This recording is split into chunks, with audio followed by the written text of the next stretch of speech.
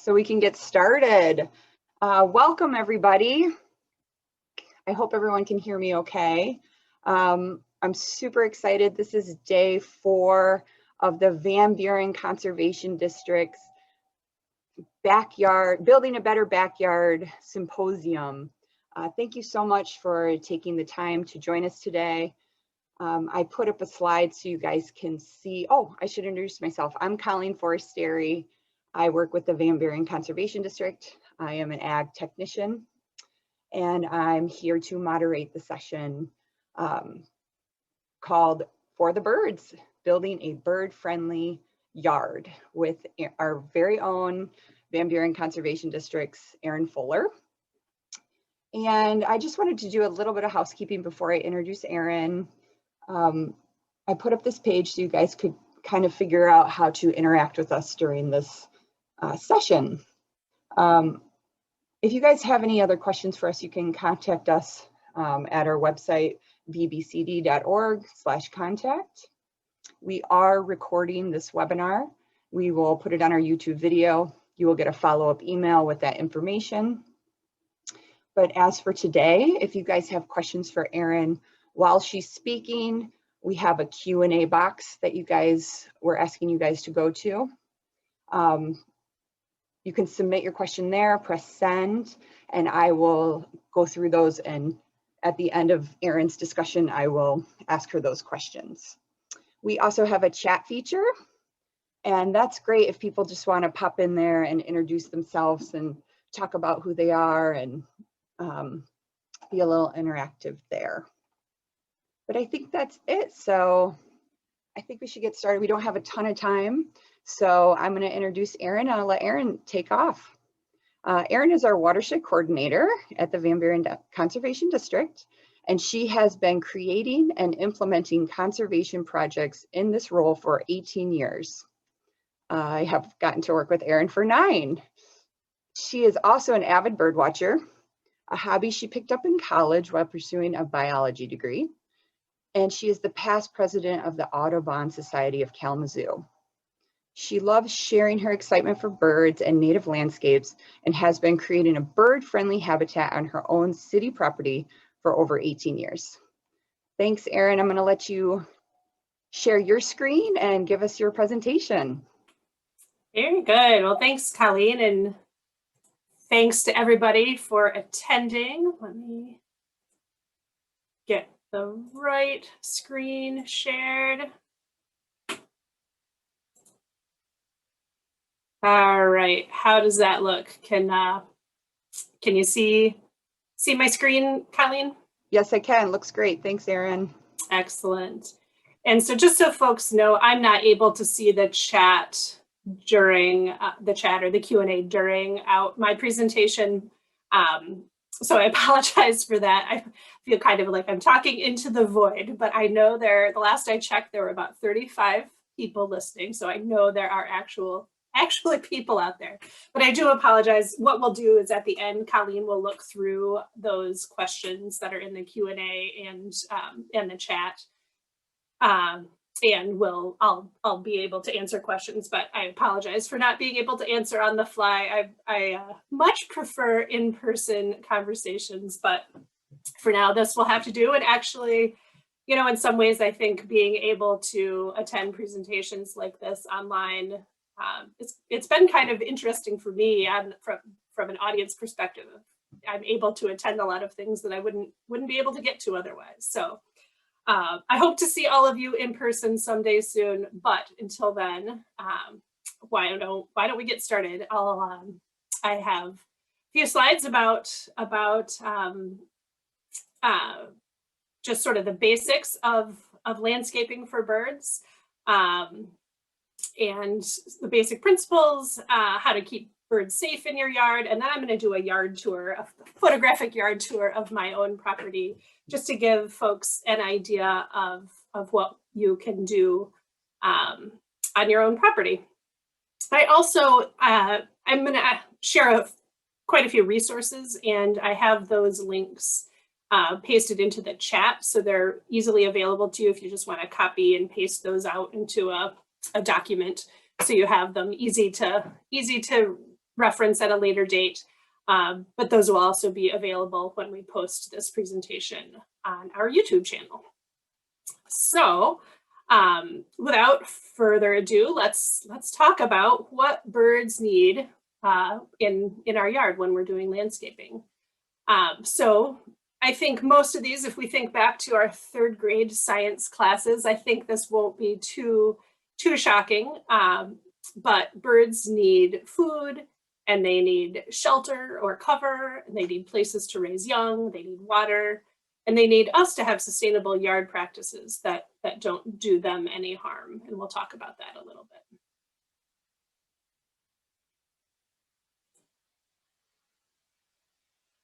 And one of the big things that I like to think about when I'm talking about, or when I'm thinking about landscaping my yard and how to have a healthy yard for wildlife is to really follow nature's lead.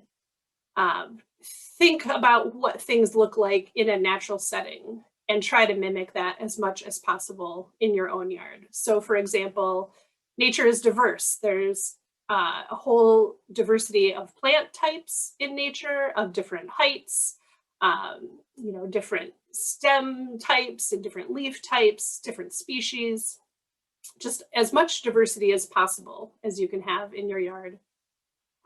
Another thing to think about in nature is the cycles of life and death. So what happens in nature when things die? I'm mostly here thinking about plants and leaves and things like that. And what happens is those things, like the leaves, stay where they are and gradually break down, and the decomposers return those nutrients to the soil.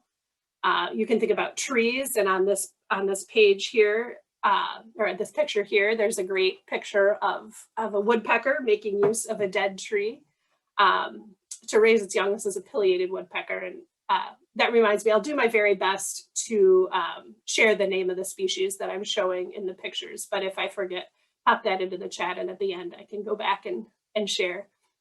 But yes, this is a great example. If you're able to, not everybody is able to leave a standing dead tree in their yard for reasons of safety and whatnot. But if you have a setting where you can do that, you can actually, make a home for something like a pileated woodpecker. This picture is not from my yard, but I did, about 6 years ago, I was lucky enough to have a pileated woodpecker nest in the woods just off of my property. I live in the city, I should share that. I live in the city of Kalamazoo, but behind my house is a woodland, and a pileated woodpecker did nest there, and we could see it from our yard. So a good example of just following the cycles of nature and not necessarily clearing away dead trees or dead limbs immediately, letting them break down naturally as much as possible.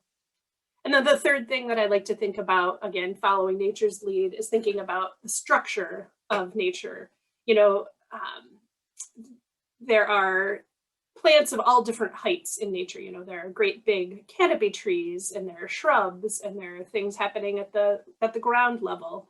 So when you're thinking about these things in your own backyard, think about, not having plants that are all one height or one size. Just look to nature to get cues about what to do in your own yard. So let's start by talking about food, because I think this is one of the first things that come to mind when talking about building a bird-friendly yard is food sources for birds. And of course, a lot of people have bird feeders, and as do I. I have 3 or 4 different styles of bird feeders to attract a nice variety of seed-eating birds. In this picture, we have cardinals and blue jays and a little chickadee there.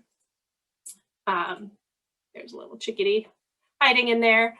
And that's wonderful. I think that's a great way to get started attracting wildlife to your yard. I like to recommend that people use a variety of different bird feeder types. You can have a tube feeder with sunflower seeds, thistle seeds for finches, platform feeders, like just a flat tray. There's certain species that will only eat out of tray type feeders. Suet feeders for woodpeckers, hummingbird feeders in the summer. So just a nice variety of different bird feeders. And then the other thing is to use high quality bird seed. You can very easily at big box stores find lower quality bird seed that has a lot of filler seed that is less interesting to birds. But if you're able to find a higher quality bird seed from a bird specific store or a nature center, or some yard and garden stores sell some higher quality seed as well. Those, they may cost more, but often the seed is fresher and has less of that filler seed in it. But beyond bird feeders, let's talk about other things that birds do eat. So of course, birds eat seeds. They eat a lot of insects and larvae. There are some birds that eat fruit, acorns and nuts, nectar, like our hummingbird friends. Also, orioles will eat some nectar. And then, of course, there are some birds that are predators and eat other birds and eggs and small animals.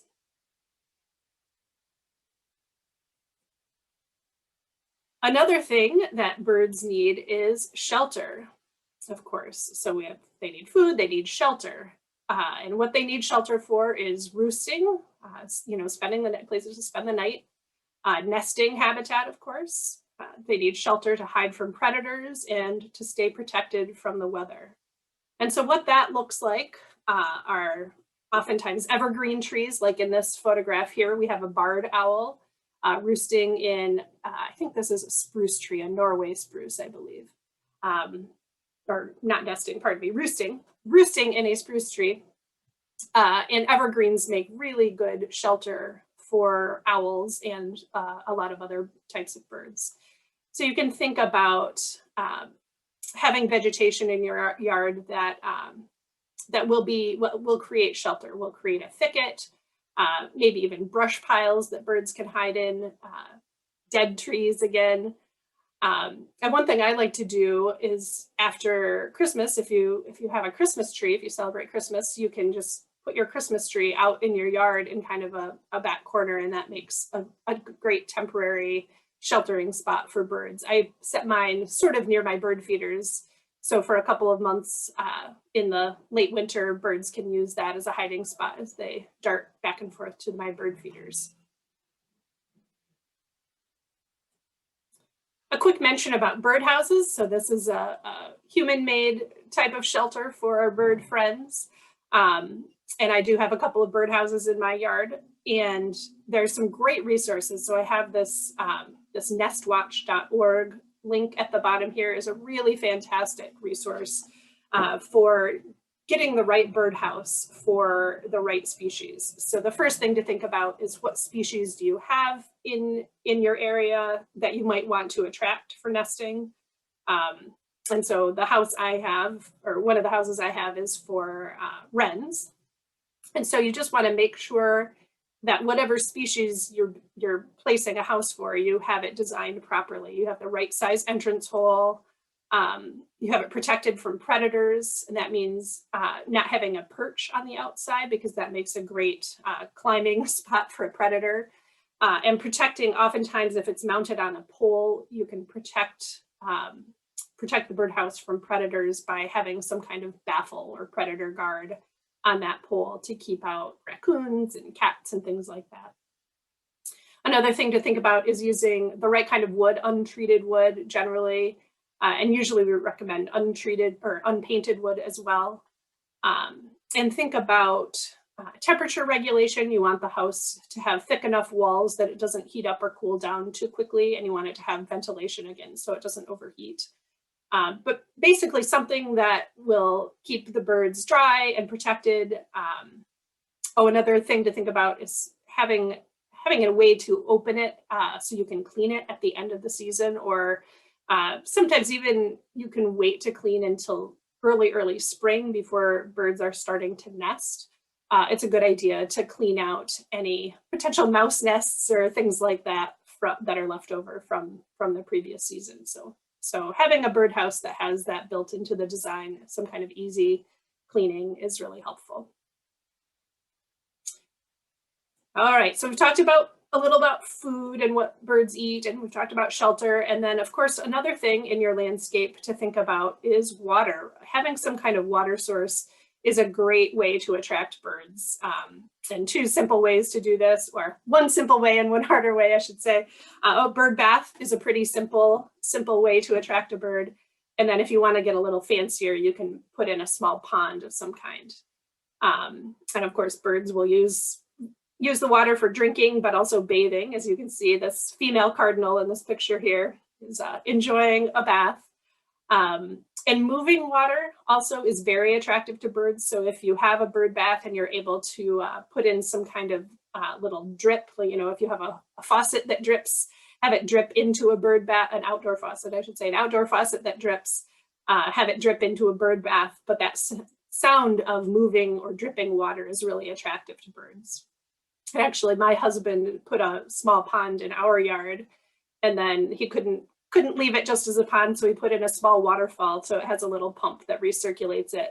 And the waterfall flows over a few rocks and a few small pool areas. It's a pretty small little pond. It's like 2 feet wide by 3 feet wide or something. It's pretty small. But there, in that waterfall area, there are some great little bird bath areas. And as soon as we turn that pump on in the spring, the birds just really flock to it. It's pretty fun to watch because they can hear that running water, and they show up. I just wanted to share this graphic. This is from Michigan Audubon. I just thought this was a nice all on one page graphic of some things to think about when you are developing a bird friendly yard. So starting from the top there, snags, which is just fancy word for dead trees. Again, it's not always possible to have or to leave dead trees. That you don't want to leave things that will fall on your house and things like that. But if you have a spot where a dead tree can be left, it's a great way to provide homes for woodpeckers and other birds that nest in cavities, like bluebirds and chickadees and species like that. Vines also are great things to have around. Virginia creeper, for example, or any other number of native vines. They often will produce berries that birds really enjoy eating. Having a nice variety of shrubs for their nesting and shelter. And a lot of shrubs provide nuts and berries as well. Having a nice variety of wildflowers and grasses. Nectar plants that will attract hummingbirds and other pollinators. Of course, water that we talked about. Ground covers, just having something more interesting than bluegrass. Kentucky bluegrass, which is our most common turf species, is not particularly beneficial to any wildlife. So if you can limit your lawn area as much as possible and have other ground cover type plants that have more benefits to our native wildlife and our native birds.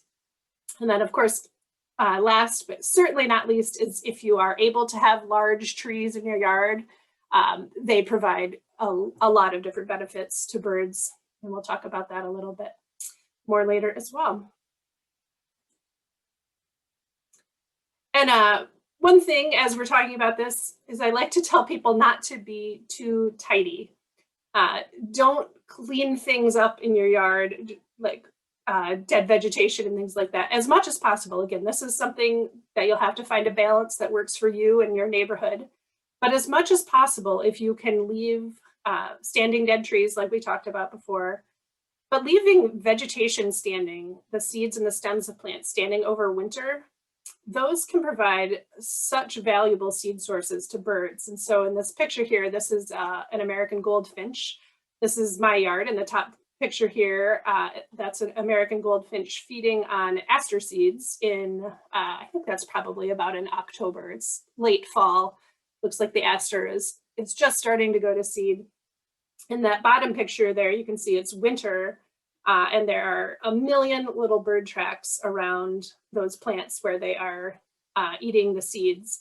And this is one of my favorite things about my yard. I don't tidy up my yard in the fall. I do it in the late spring.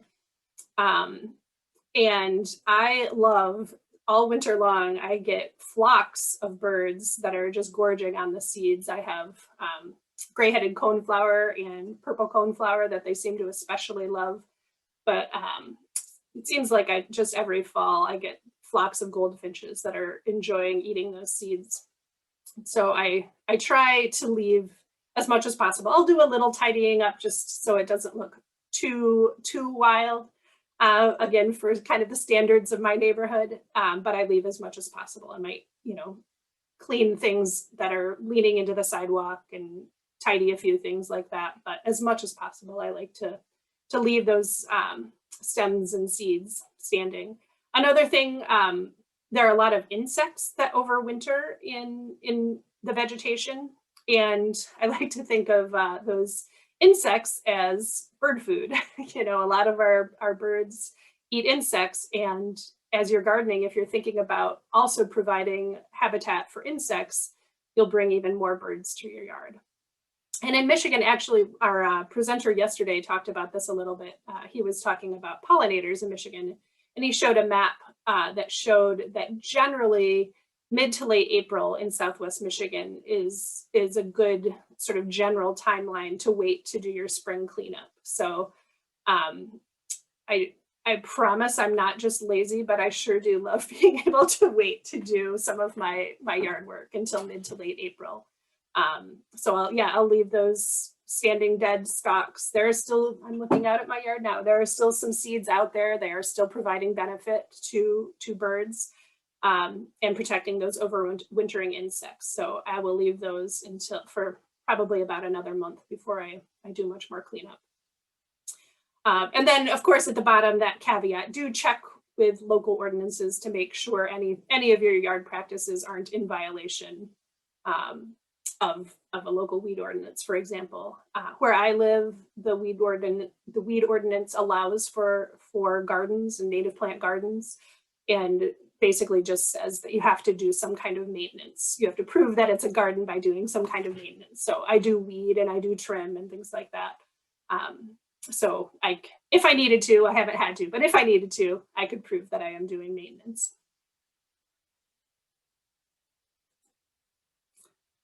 I want to shift to talking a little bit about sort of the overall look of your landscaping. So these pictures here are just pictures I found on the internet of kind of basic, I think what is accepted in a lot of places is sort of the cultural norm of what a landscape will look like. You'll have a lot of mowed lawn, and you might have a few perennials near the house or a few shrubs or, a freshly planted young tree.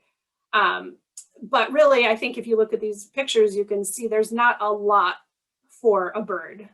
There's a lot of mowed grass.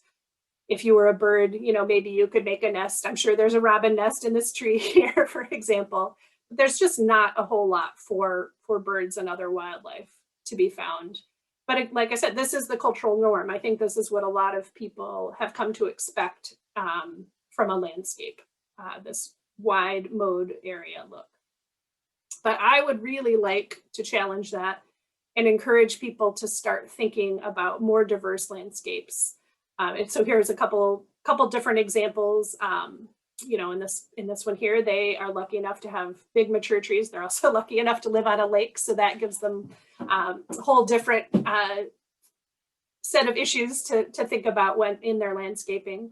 But they have some mowed area, they have a patio area, they have a little area where they can get to their dock, but they have lots of tall vegetation here at the lakeshore, lots of shrubs in this area.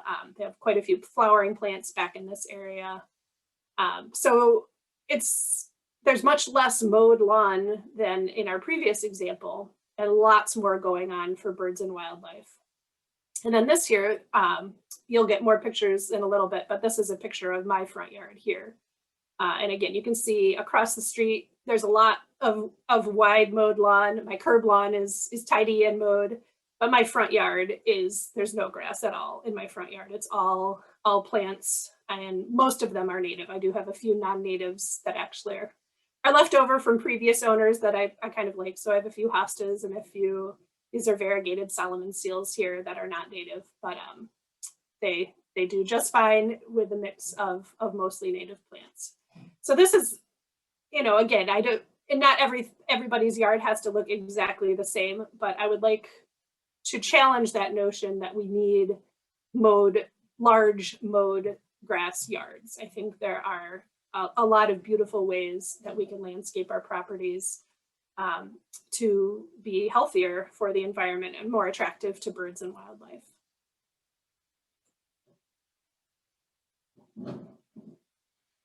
And here are just a few closer up photos of plants in a landscape like that, and some examples of what that can look like. Here's a house up here with a little bit of mowed area, but a lot of native plants here at the edges. And if you do this, you can have, monarch caterpillars eating on milkweed flowers. You can have cardinal flowers, which are they're beautiful, but they're also really attractive to hummingbirds. You can have coneflowers. This is yellow-headed coneflower gray-headed coneflower and purple coneflower here. This picture is in my yard again, and this is bird food right here. So I've mentioned this in passing, I think, but one of the things we really like to encourage people to do is to use native plants as much as possible in your landscaping. Plants, and what is a native plant? I should cover that quickly. A native plant is a plant that is indigenous to your region. It was not imported from somewhere else. And because of that, it's well adapted to our region. It's adapted to our temperatures, our moisture, how much rain we get, adapted to our soil types. And because of that, they are better food sources for wildlife, and they require less maintenance, frankly, which is, again, I promise I'm not lazy, but I sure like not having to fertilize and water my garden. I did do some watering in the first couple of years as it was getting established, but now I don't ever water it.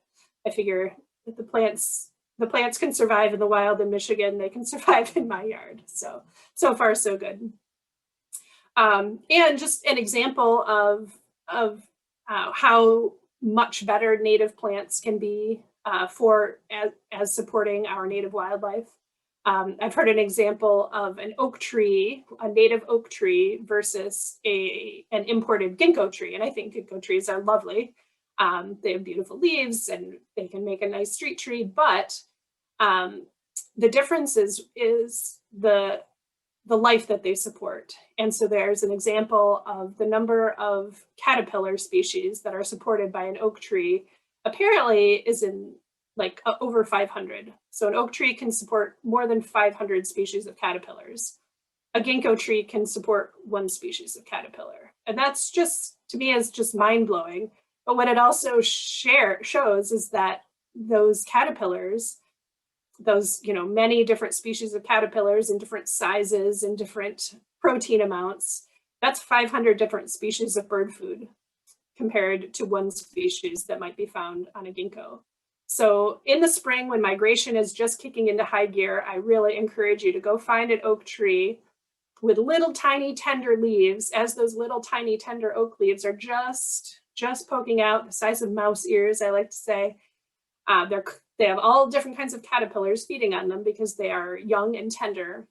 And that is the place to find birds in the spring. Migrating warblers in the spring love an oak tree with young, fresh growth. So again, just a good example of how a native tree like an oak is a lot more beneficial in our landscape than an imported tree like a ginkgo, for example. And so I wanted to everybody loves a top 10 list. I wanted to just share some of my favorite plants, native plants for birds in Michigan. So if you're in a different region, this won't work necessarily as well for you, and everybody has a slightly different top 10 list. But this I was thinking about in my yard, in my setting, and this is what I've been really happy with, are these plants here in this photo. This is my yard again, and this is wild lupin here and Columbine here. And so just quickly, a variety of coneflowers, and I kind of cheated here because I put a couple different species of coneflowers. This is my number one. These have been such great seed sources for birds in my yard.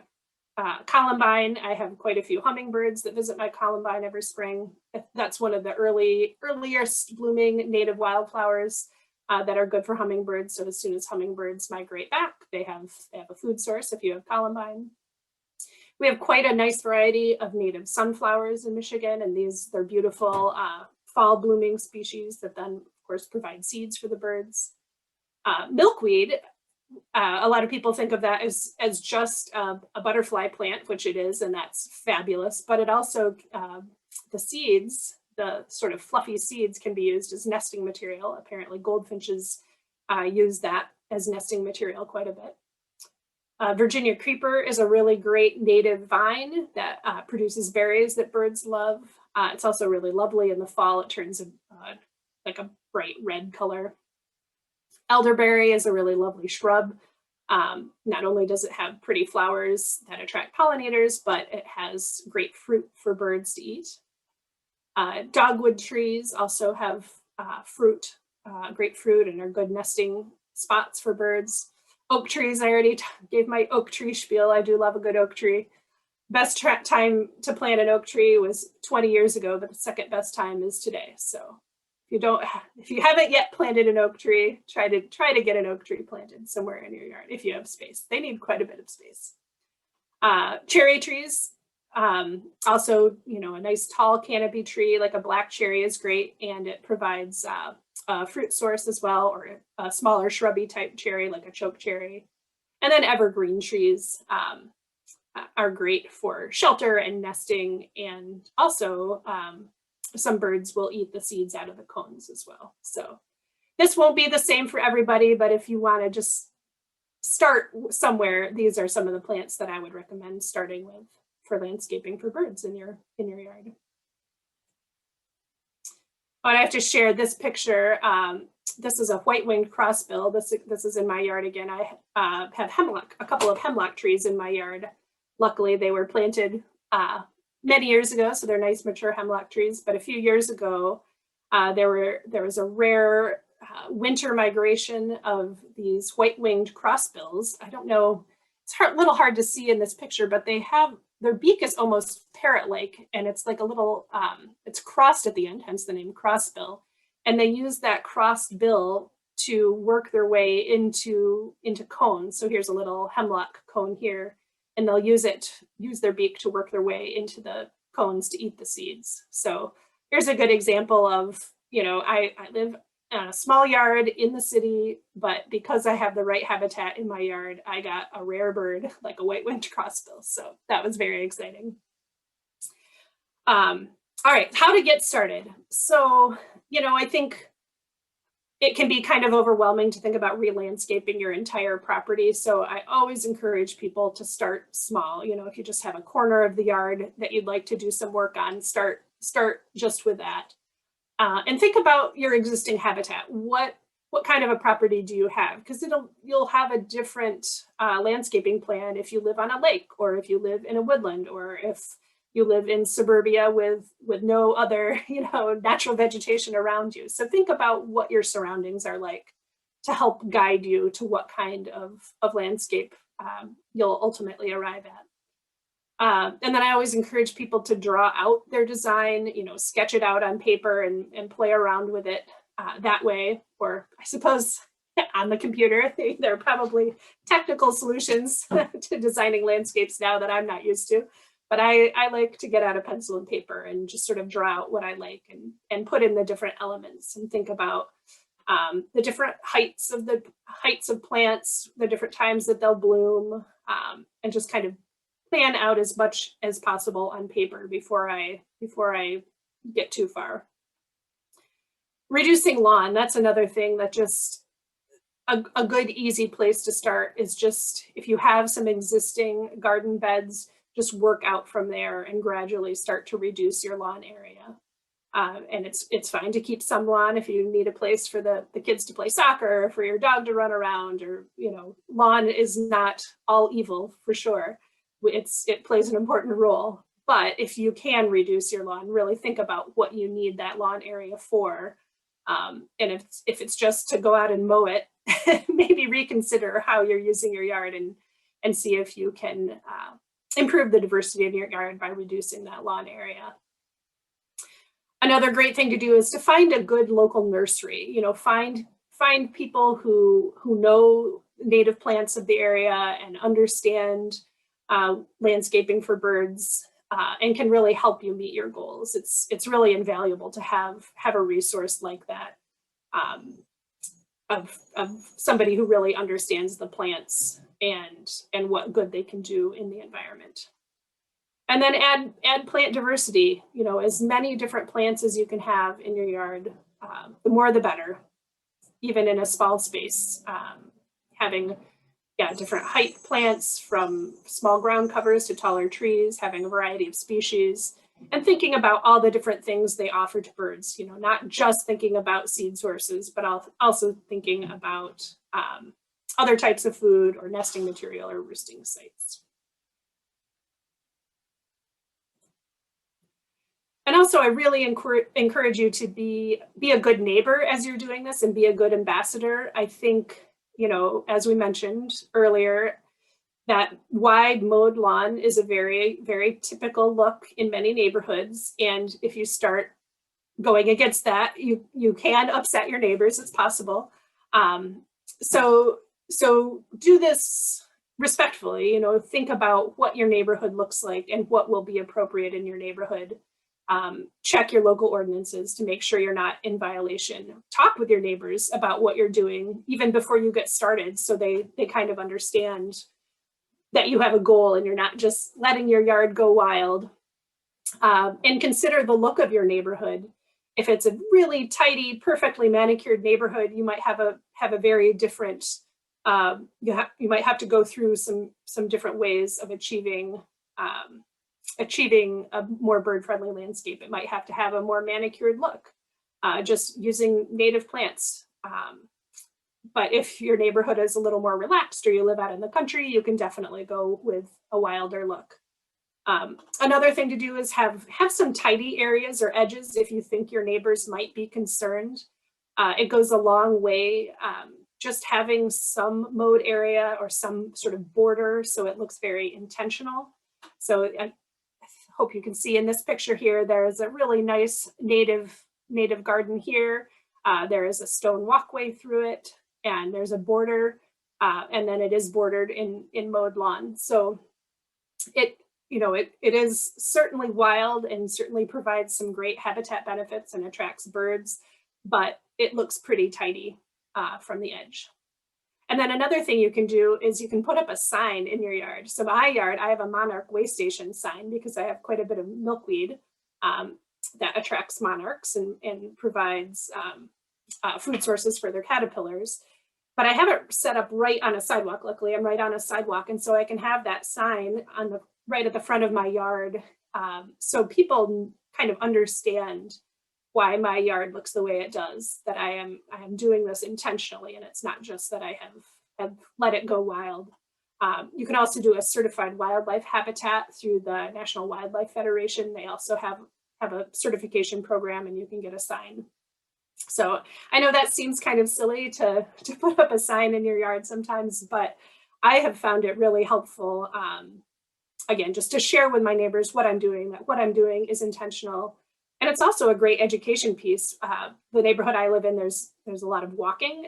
A lot of people walk by my yard, and I see people easily once a week stopping and looking at the sign.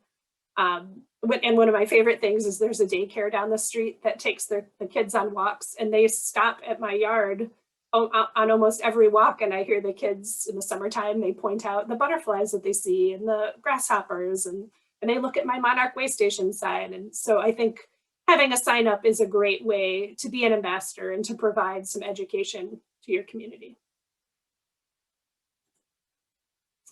Here's just a deeper look at that National Wildlife Federation certified wildlife habitat. That was one of the signs on the previous slide. So this is just a self-certification that you can do, and I think you pay a small fee and they'll send you a sign. But the sort of things they're looking at are, do you provide at least 3 sources of food for wildlife and 1 source of water, 2 sources of cover? Do you have 2 places where wildlife can raise their young? And then it talks as well about some gardening sustainability. Do you practice soil and water conservation practices? Do you control invasive exotic species? And do you use organic practices, reducing pesticide and herbicide use, and reducing fertilizer use, and trying to attract beneficial insects to your yard. So that's just kind of a nice way that you can check that what you're doing in your yard is certified to be helpful for wildlife. So another thing I want to mention quickly is safety for birds. If we are building this oasis for birds, and that is kind of how I think of it, if I were a bird flying over, whose yard would I stop in? So as you're thinking about building this oasis for birds in your yard, be sure that you're not luring them to their death. And be very careful about your windows. If you have large windows that are prone to having bird collisions, you can do a variety of things to make the glass safer for birds. So here's a photograph here. There's been quite a bit of research about this in the last few years, and I've included this link in the chat for research on what you can do to existing windows to help prevent bird strikes. And also, if you were building a new house, you could actually, there's now glass that's certified bird friendly. It has kind of a design that you can't see from the inside, but is from the outside, breaks up the reflection of the birds, so it doesn't, they don't tend to hit the glass as much.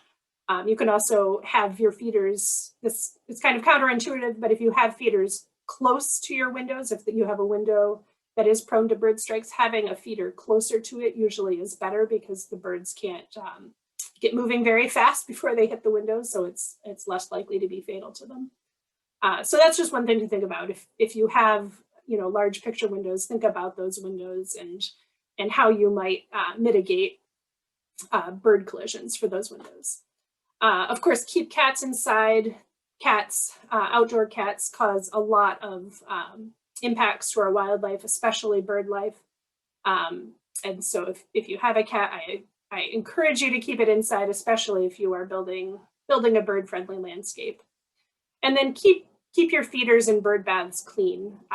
If you don't clean them fairly regularly, that can be a source of spreading disease. So again, if you're building this bird-friendly oasis, make sure you keep these things in mind so you're not spreading disease or causing death to the birds that you're bringing in. All right, let's just quickly go through a yard tour of my yard. And I want to make clear that I am not a landscaping professional. My husband and I did this on our own for fun, because this is what we like to do. But we made plenty of mistakes along the way. But I can share with you kind of what our process was, so you can see there's nothing I love more than a good before and after picture. So I'm gonna share that with you, share our process here. So this is my small front yard city lot. You can see it's quite small. It was just I hesitate to call it grass because the quality of the grass was not great, but we had a small grassy front yard. We had, as I mentioned in the how to get started, I said start small, and so we had done that. It's hard to see in this photo, unfortunately, but we had done some landscaping work at the edges. So there were quite a few native plants that we had planted here and then out of the shot over here. And so that was kind of our first step, was to plant the edges in native plants. And then also this was an existing hemlock tree. This is a Ubush that we ended up taking out, and rhododendron, and there's some ferns back here. So this is just kind of the setting as we got started. The baby pool here is to collect sod. It's not a permanent fixture. So this is our before pictures. So this is April of 2008, just to give you an idea of how long ago this was that we did this. So our first step, here's later in the month of April, things are starting to green up. You can start seeing some plants. I said we had planted a lot of native plants in this area prior to this project, but we also have some non-native things. There are a lot of daffodils and irises in this bed as well, and some hostas here. So we are not native plant purists. We have a nice variety, I like to think. But in any case, our first step was to take out all that grass. We just hand dug and shoveled it out. I say we, mostly my husband, did the bulk of that work. And then we wanted to provide a border. And so, as I mentioned earlier, sometimes having a kind of tidy border can help make even a wilder landscaped area look a little more like an intentional landscape. And so we put in bricks around the edge, and then we put in this winding path through here as well. This is just pea gravel. And then here's June of the same year. We planted, I think we did the planting in May. So here it is, it's just a month old. We put in native plant plugs. We didn't, for our front yard project, we wanted it to look nice pretty quickly. And so we just used seed, or we didn't use seed, we just used plugs. It's so fresh, we even still have all our little plant tags in there so we could remember what we had planted. But you can see, oh, I forgot to point out in this picture here, we also put in we wanted a little mound area. What our plan was to direct some roof runoff to this area and have a small rain garden. Our water soaks in too fast, so we don't ever have standing water here. But that was kind of our idea, was to have a little higher area here and a little lower area below it. And so that's what these rocks are, kind of supporting this higher area. And we did put in a little flagstone path, and again, that pea gravel path around it. And then, planted just a real nice variety of native plants throughout. And so in this picture, looks like we have Coreopsis blooming. Let's see, some foxglove beard tongue blooming. I think that's what that is here as well. I'm trying to remember how many species of plants we had. I think, oh man, probably 20 to 25 different species of plants. I just realized I think I'm using my highlighter on the wrong screen. I do apologize for that. I've been using this highlighter to point things out, but that hasn't worked because I was on the wrong screen. So here's the Coreopsis. Here's the foxglove beard tongue here. Here it is in July of the same year. You can see these plugs were really healthy. They were not first-year plants. They were nice, vibrant plants. So even just a couple months after planting, these are all freshly planted, and some things are blooming. We have a few purple coneflowers blooming, some Coreopsis, we have some spiderwort. Can't tell what this little white thing is. That might be the foxglove beard tongue again. This is Culver's root here. This bed here, this is the what we had planted in previous years. So this is more mature. So we have gray-headed coneflower and purple coneflower in bloom here.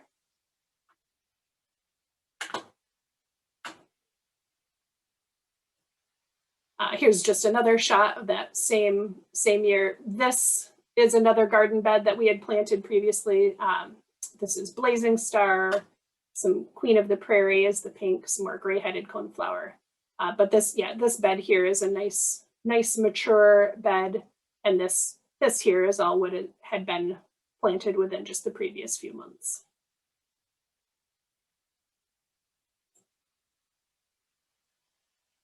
The same month, July of 2008.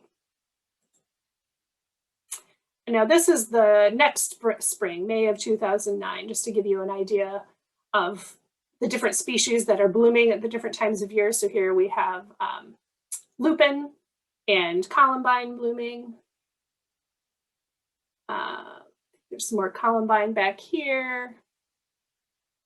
But you can see we really did try to have a variety of plants. We have some grasses and we have some wildflowers. We do even have a few shrubs, and there are some more shrubs back here. But just as much diversity as possible for a nice variety of plants. And in full disclosure, this is more what it looks like now. So this is a photo of 4 years after we installed it. This is in September of 2012. And it pretty quickly got kind of wild. And so this is a picture that I took to show the wildness of it, that it can get pretty wild looking. We need to do a little weeding around our edges. We need to push back from the sidewalk a little bit. But we have been lucky that our neighbors have all been encouraging and happy with it. You can see our Monarch way station sign is right there. Oh, and this is a fall picture, so it's a whole different suite of plants that are blooming. We have some sunflowers here. The purple is all asters, tons and tons of asters. We have brown-eyed Susans here. So this is, I call this yellow and purple season in our yard. We've got a nice span of time where we have a lot of yellow and a lot of purple. So again, I am not the be all and end all of landscaping experts, but I wanted to just share that example of what I did, what my yard looks like, and show you that it can be done on a pretty small scale in an urban yard. It can be successful, and we still have it to this day. You know, 15 or so years later, we're still going strong and have no plans to do anything except, like I said, maybe weed back from the edges a little bit, tidy up the edges a fair amount. So, you know, we focused on talking about birds and what birds need, but obviously all of this type of landscaping has a lot of other benefits. We can help reduce stormwater runoff and have cleaner water. We can support pollinators. We can have cleaner air if we reduce how much mowing we're doing, how much leaf blowing we're doing, and all of these plants produce oxygen for us. We can support the food web, and we can reduce our carbon footprint. And here again, these are photos that were taken in my yard. I have a lightning bug. I know a lot of people have noticed a decline in lightning bugs over the year, but my yard, we have tons and tons of lightning bugs and a gray tree frog here that we found. So clearly we're attracting more than just birds in our landscape. I did drop these resources in the chat, so you'll have access to them, but there are a lot of really, really excellent resources to help you along in this journey. And I hope people are still book readers. These are some really great resources. Dr. Doug Tallamy is kind of the guru in this field. And this, I haven't read the book on the right yet, but that's a newer one. But the one on the left, Bringing Nature Home, is just a really great resource and inspirational resource for this type of thing. So I really encourage you to look that book up if this is of interest to you. So just to recap, as we're thinking about landscaping for birds in our yards, try to mimic nature, look to nature for inspiration, reduce your lawn area, use native plants and maximize the diversity of plants that you're using. Think about the layers of your landscape from the canopy to the ground cover. Don't be very tidy, leave your plants standing over the winter, and if possible, provide some kind of water source for the birds.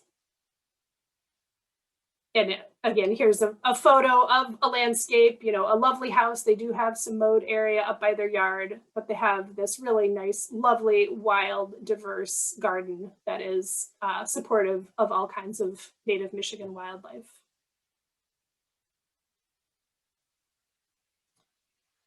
And just to end with that, Doug Tallamy, again, who's just very inspirational in this field, giving us the power. We all dream of making a difference, and being able to create a landscape like this in our yard can make a global difference. It might feel like a very personal project, but it can support wildlife in a way. And if enough of us do this type of landscaping, it can have a global impact.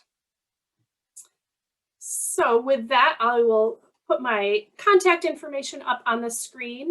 And with that, I will take any questions if there are any. Thank you so much, Erin. You do have a couple questions. It is about 5 until 3, but I think we'll just get started on that. Did you want to keep your contact information up, Erin? There it is. Yeah, I was going to say, I hope I got it back up. Yeah. And one quick question I had for you is resources to buy some of those native seeds. Is that something people can maybe email you on and get like a list of different companies that they can Yes, purchase those yeah. from? Actually, yeah, the Buren Conservation District does have a list of native plant producers, or you can just, if you Google Michigan native plant producers, that's another way to find that. But yeah, if anybody wants a list, just email me and I can connect you. Great. We just have a few questions. I'm going to go down the line, and I apologize to people. I didn't know if I mentioned in the beginning, we have to wait till the very end. Erin can't see those questions, and I didn't want to answer them. So this first question came when you were talking about seed and like the food source. And this person said, it's an anonymous attendee, if you were to recommend one bird food to attract a variety of birds, which one? And I think more specifically, black oilers. Help me, Erin, with that one. Black oil sunflower. Yes. Okay. Perhaps. Yeah. Yes. So that is my top. I use sunflower seed. I actually use shelled sunflower seed as my like #1 bird seed because it doesn't create the mess. It is more expensive. But yeah, that's kind of a great #1 seed source that attracts a really nice variety, and there's no waste. There's more birds will eat that and not let it go to waste. Okay, sorry, I flipped over to answer a different question. Okay, so if you guys have questions, please put it in the Q&A for Erin. Okay, this person, Alice, thanks. I live on a lake. Should I still put a bird bath up? I would, depending on the birds and what type of lake you have. They really like a shallow area where they're not going to get knocked over by the waves. And so I would try it. You can try it, and if they aren't coming, I would try maybe just like get a shallow dish, like from a what's the word? A terracotta planter, like one of those big wide terracotta planter bases, just as a quick and cheap way to check and see if they use it. But I think that you may find, especially some smaller species, might use a bird bath in a setting like that. Great. I've learned so much myself from you, Erin. I'm so stoked for this next season. Couple more questions. Susan, she wants to know why you removed your Ubush from your front yard. So ewes can provide some good cover for birds, but the real story is that it got stepped on. We had our house repainted and it got stepped on and half of it cracked off, and it looked really funky. It was not an attractive landscape feature, and so we decided just to take it out and put in some things that would be more attractive. Thanks, Erin. It looks like one last question from Debbie. She has learned recently that dried meal or mealworms may be a bad source of food for birds. Can you advise on that? Oh my goodness, I can't advise. I apologize. They ball up in birds. I have not heard that. I just don't, this is not something I know the answer to. I apologize. I know that people do feed them to attract bluebirds. It's not something I've heard about. I apologize. I don't know that answer. I can do some research if you want to send me an email. I can do some research and see what I can find.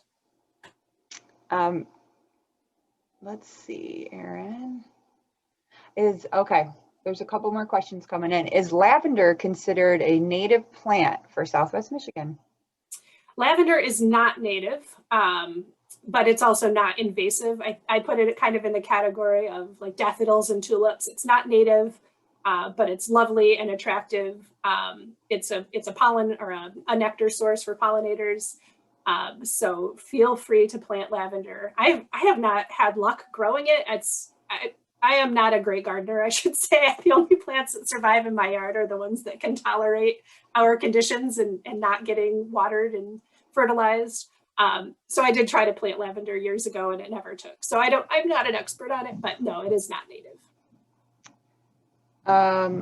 That's all for questions. Mary Steele did have a comment that she lives on a lake, but her bird bath is very busy. They even have male bluebirds there in December. So, oh, great. Yeah. And February. That's a great point. I hadn't thought about that, but the winter aspect, if you're on a lake and it freezes in the winter, if you have a bird bath that's heated, that stays open in the winter, that would be great. Yeah. I'm sorry, one more comment. It's interactive on the Q&A. That's great. Karen says, why not a swap meet, exchange extra native plants with others who have extra? Yes, absolutely. Yeah, that we should think about doing that in Van Buren. That does happen in Kalamazoo. So one of the resources that I dropped into the chat there is the organization Wild Ones Natural Landscapers, and they are a great group to get engaged with. They do a lot of great programs about native plants, but they have a plant swap every spring where, yeah, they gather in somebody's yard, and if you have extras of something, you bring it and you check out what other people have. And that's one of the ways we got started in our very first landscaping efforts. We were, poor young homeowners, and it was a great way to meet people who were interested in this kind of thing, get ideas from people, but also just get some free plants. So yeah, we should talk about doing that in our parking lot. That would be fun. I love it. Last question, and then we probably need to wrap up because we're past time a little bit. Margie wants to know if any of the plants that you talked about, the native plants, I'm assuming she means, if they're poisonous to cats. Oh my goodness. I am so sorry. I don't know the answer to that. Yeah, I don't have a cat, and I don't know about keep them indoors. Poisonous. Yeah, I always encourage people to keep cats indoors, of course. Yeah, I would check with your vet. In general, I feel like I don't see native plants on poisonous plant lists other than, poison ivy and poison sumac and things like that. But I don't feel qualified to answer that. I do apologize. Oh, that's great. Thank you so much, Erin. You are a wealth of knowledge. We're so lucky to have you at the district. I'm actually going to switch her screen off. So if you guys need to grab her information or contact us at the district. And I just need to wrap up for the day. Thank you all for attending and listening to Erin. She is a wealth of knowledge. We are so lucky to have her. Just a little plug, we are having a tree sale at the Conservation District. So hop on our website, vanburencd.org. And if you guys are interested in conifers or those red oaks or the oak trees that Erin talked about, we are selling those. I think we're taking orders through the 9th. And then that sale will be on the 16th and the 17th of April.